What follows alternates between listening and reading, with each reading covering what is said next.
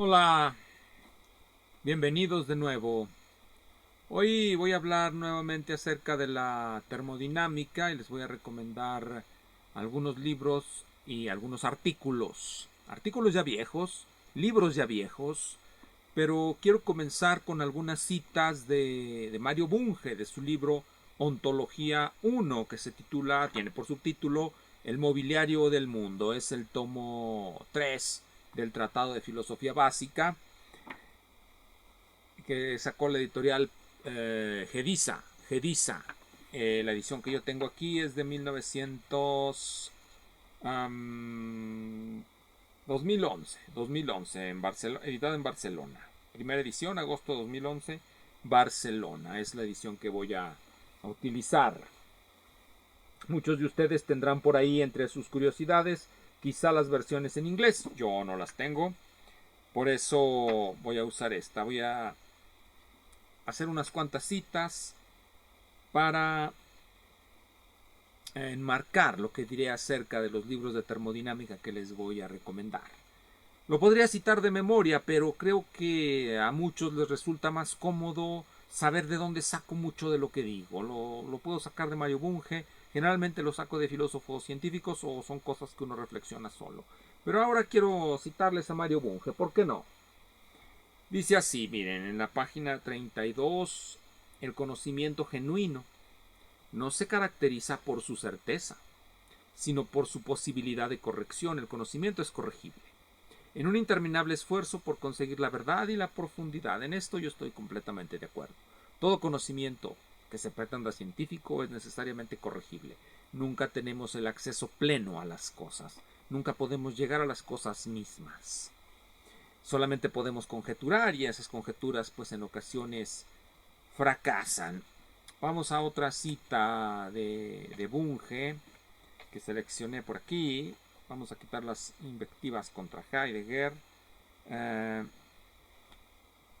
Aquí la tengo. Vamos a ver. Bien, vamos a esta. Toda teoría científica, esta es de la página 49, toda teoría científica, si es extremadamente general, es ontológica. Toda teoría científica, si es extremadamente general, es ontológica. Y toda teoría ontológica, si es exacta y concuerda con la ciencia, es científica.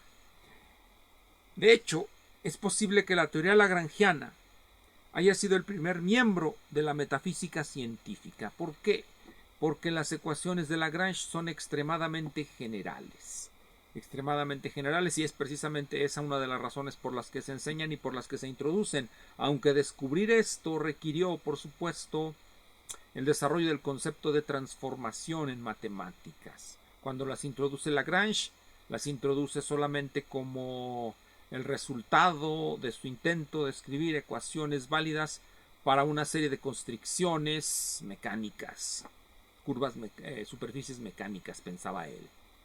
Bueno, entonces esto es lo que podemos decir y citar del Tratado de Bunge, que es un tratado muy interesante. Es el volumen 1, bueno, el volumen sobre ontología, que está dividido en dos partes, parte 1 y parte 2. Habría que recomendar que se lea, por supuesto, su teoría del espacio de estados, su teoría de la caracterización mediante funciones. Aquí viene, función de estado, mediante esquemas funcionales que introducen lo que es la definición 3.6. Me parece que es la 3.6, sí, la 3.6. Definición 3.6 es donde 3.6, aquí está 3.6, a ver si lo encuentro, 3.6, aquí está, en la página 158 nos va a decir lo que es un esquema funcional. Ahí está, esquema funcional, esta página. Definición 3.6, ya después de haber introducido el concepto de cosa, un esquema funcional, etc. Bueno, se los recomiendo que lo lean, el libro de Bunge. la caracterización por espacio de estados y todo eso. Eso nunca deja de ser importante de tener en cuenta. Toda teoría extremadamente general es una teoría ontológica.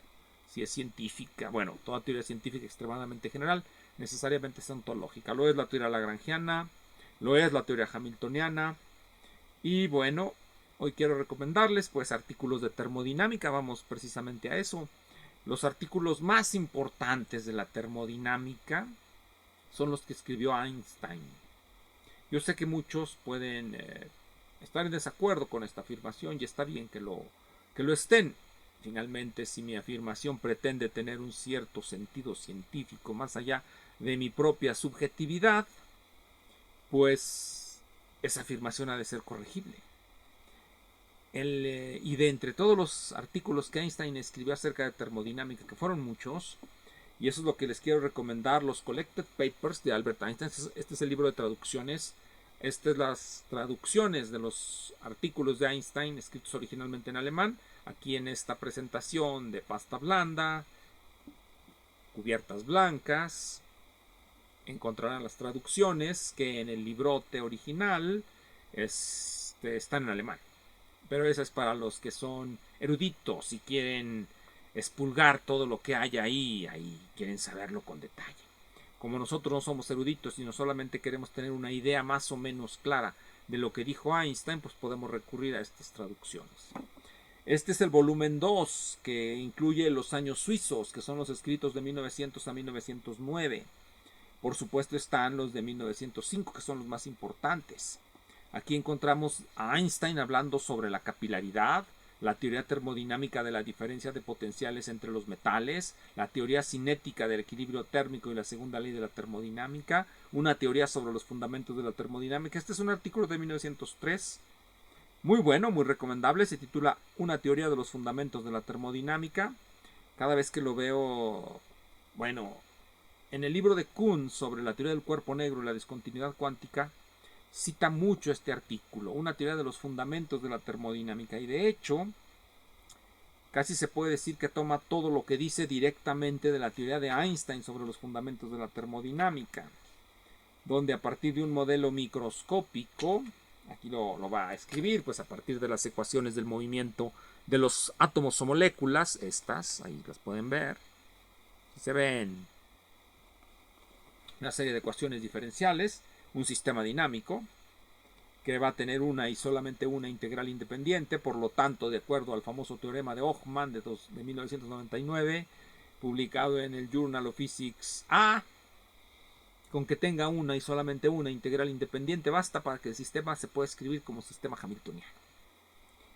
Entonces estamos hablando de sistemas hamiltonianos, que son los que generalmente se usan.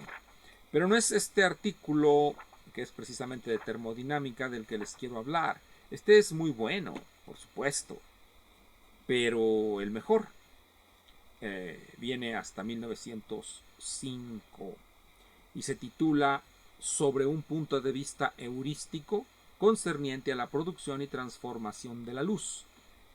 Aquí lo tenemos. ¿Qué es lo que tiene de importante? Porque marca un hito en el pensamiento físico, porque nos enseña a razonar físicamente. De acuerdo a Einstein, si vemos lo que hace, cuando razonamos en física teórica, lo hacemos mediante analogías. ¿Qué tipo de analogía va a hacer Einstein? Aquí va a sacar las consecuencias de esa analogía fundamental que hace Planck cuando al problema de la cavidad del cuerpo, de la cavidad negra, de la radiación encerrada en una cavidad negra, le aplica la teoría del equilibrio de Boltzmann. La teoría del equilibrio de Boltzmann. Planck quiere construir un análogo para el caso electromagnético de lo que Boltzmann hizo para el caso de partículas en un contenedor. Y Einstein saca una conclusión fundamental en analogía con la teoría de Maxwell-Boltzmann. En inglés, lo que nos dice Einstein es que debido a que la radiación monocromática en el régimen de Wien se comporta como un gas o sigue la misma distribución que un gas de partículas, pues el campo de radiación se cuantiza, se vuelve partículas. Y llega a la hipótesis de cuantización de la energía para este sistema termodinámico. La radiación monocromática de baja densidad dentro del rango de validez de la fórmula de radiación de Wien se comporta termodinámicamente como si consistiera de cuantos de energía mutuamente independiente de cierta magnitud que da aquí. Lo saca por un razonamiento analógico, Compara, como ya dije, el sistema de las partículas, de un gas de partículas de Boltzmann-Maxwell con la radiación negra y los resultados que obtuvo Planck. Por supuesto, esto solamente funciona en el régimen de Wien, que es el de las bajas frecuencias. Para altas frecuencias, pues no funciona. Ciertamente, la luz se comporta como partículas, como si estuviera formada por partículas. La pregunta es, a esas bajas frecuencias, el campo de radiación, imagínome yo el campo de radiación como una nube. Y esa nube, debido a las bajas frecuencias, se condensa en pequeños gránulos que llamamos partículas. Esas partículas tienen una condensación del campo. Y cuando digo nube, estoy haciendo una comparación, una analogía. Vean ustedes las nubes. Las nubes parecen un cuerpo extenso. Y sin embargo, bajo ciertas condiciones de presión y temperatura, ese cuerpo extenso genera pequeños grumos, las gotas de agua. Y si el campo cuántico es algo así, una cosa dispersa que bajo ciertas condiciones se condensa, y ya con eso nos olvidamos de la dualidad onda-partícula, porque a final de cuentas lo que existe a niveles de angstroms es una suerte de nube de algo, la cosa cuántica, que cuando ocurren ciertas condiciones se condensa. Y si fuese así, puede ser, quiero decir, pues esto es pura analogía, pura heurística lo que hace Einstein. Pero bueno, esto es imaginería. No se lo tomen muy en serio, sirve para charlar las tardes de tormenta. Las tardes de tormenta hay que charlar de algo. Bien, vamos a recomendar un libro de termodinámica, ya que estamos hablando de termodinámica. Es un libro de 1920 en su segunda edición. Es un libro realmente maravilloso, lo he estado leyendo. 1920 es Principios de termodinámica de Goodenough. Yo supongo que nadie lo conoce. Porque es uno de esos libros, de tantos libros que se escribieron, escritos por profesores. Principios de termodinámica por el profesor Goodenough. Este es de la editorial Henry Holt & Company. Henry Holt & Company es la segunda edición de 1920. El señor Goodenough, simplemente porque pues, ha de ser un desconocido para todos, fue profesor de termodinámica en la Universidad de Illinois y se le recuerda por este libro. Y precisamente lo recordamos nosotros hoy. Seguramente nadie se acordaba de este libro del profesor Goodenough. Va a darnos una definición muy interesante.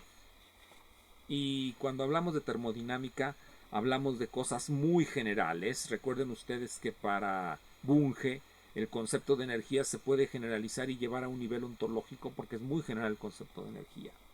Entonces, en los principios de la termodinámica, capítulo 1, transformaciones de energía. Aquí tenemos a Goodenough. Veamos lo que nos dice Goodenough. En el sentido más general de la palabra, la termodinámica es la ciencia que trata acerca de la energía. Debido a que todos los fenómenos naturales, todos los procesos físicos involucran manifestaciones de la energía, se sigue que la termodinámica es una de las más fundamentales y amplias de las ciencias físicas, diría Mario Bunge. En su sentido más general, la termodinámica es algo ontológico, porque pues es muy general, habla de los rasgos más generales de la realidad. Los principios de conservación, el concepto mismo de energía es muy general, sus principios de conservación o de disipación son muy generales, hablan no solamente de máquinas térmicas, que es el principal trato que vamos a encontrar en el principal tratamiento que vamos a encontrar en este libro de Goodenough, sino que hablan, bueno, de todo. De todo se pueden aplicar los principios de la termodinámica, bueno, casi a todo, tal vez a la economía no. Ya ven que en la economía el dinero se puede crear. Pero aquí la energía no se puede crear. Y esta es, por decirlo así, la formulación general del concepto de termodinámica y nos da también un sentido un poco más restringido. En un sentido más restringido, la termodinámica es aquella rama de la física que trata de manera especial con la energía térmica y sus transformaciones en otras formas de energía. La energía térmica en particular, es decir, hay un concepto muy general de energía, aplicable a casi todos los sistemas físicos o a todos, nos dirá Bunge, la materia se define en función de la energía, todo lo que tenga energía es necesariamente material, nos lo dice en un libro que se llama Materia y Mente de Bunge. Sí, bueno, ahí lo leí yo, ha de haber muchos más. Entonces, estamos en que hay dos sentidos de la palabra termodinámica, el sentido ontológico, el más general, y el sentido restringido, entendida la termodinámica como aquella ciencia que estudia las transformaciones de la energía térmica en otro tipo de energía. ¿Qué es la energía? Hay una definición deliciosa aquí. Un cuerpo o sistema de cuerpos se dice que posee energía cuando por virtud de su condición el cuerpo o sistema de cuerpos es capaz de hacer trabajo mecánico mientras sufre un cambio de estado. Por eso Bunge nos va a hablar de estados. Hablar de cambios de estado va a involucrar siempre la cuestión de la energía y ya con eso estamos hablando de términos muy generales. ¿Qué quiere decir esto? Tenemos una configuración de objetos. En general se los pueden imaginar de lo como quieran, pero en particular, si pensamos en la termodinámica como una ciencia muy general, cuando hablamos de un sistema de objetos nos podemos imaginar cualquier sistema de objetos relacionado de cualquier manera. Cuando hablamos en particular de la termodinámica como ciencia del calor, cuando hablamos de un sistema de objetos nos debemos imaginar una maquinita térmica, un motor térmico. Y cuando hablamos de sus partes, pues todas las cositas, tuercas, rondanas, ejes, rótulas, etcétera, que componen el motorcito.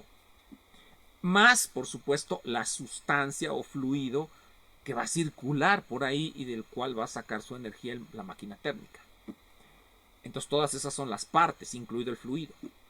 Entonces, cuando hablamos de un estado, hablamos de que a un cierto tiempo esas partes se encuentran en cierta posición relativa las unas respecto de las otras. Los pistones están, por decirlo así, digamos así, en esta configuración. Cuando cambian de configuración, pues hacen esto. Chas, chas, chas, chas, chas, y el movimiento cíclico de la configuración va a permitir la producción de un movimiento, el movimiento de las ruedas. Por eso decimos que hay energía. Porque cuando se cambia de configuración, se produce un movimiento, se produce un trabajo, por decirlo en los términos o conceptos categoriales de la termodinámica, se produce un trabajo y eso es lo que nos dice que el sistema tiene energía. Podemos definirlo incluso así. Decimos que un sistema tiene energía cuando al pasar de una configuración a otra levanta un cierto peso. Eso es suficiente para tener una idea de lo que estamos hablando. Cuando ya hablamos en general, por supuesto ya no funcionarán estas definiciones, porque estas definiciones corresponden a la termodinámica vista como una teoría general. O por utilizar otras palabras, la ontología general, la termodinámica general. La ontología particular, la termodinámica de las máquinas térmicas. En particular las máquinas térmicas, pero podemos hablar también de las máquinas termoeléctricas o de las máquinas eléctricas o de cualquier sistema que tenga muchas partes, que esas partes se muevan en relación unas a otras y que al hacer este tipo de movimientos produzcan o puedan producir la elevación de una cierta carga. Entonces hay energía. Y el concepto de energía será relativo, por supuesto, a los estados del sistema, como cuando en su curso de metrología, que es lo primero que les enseñan en cualquier introducción a la física, la metrología o ciencia de la medición, les definen o les dicen cómo definir los estados fundamentales para realizar los procesos de medición. Pero creo que de eso hablé en un video previo de hace años. Búsquenlo si quieren o busquen en la red, etc. Muchas gracias, nos vemos en la siguiente.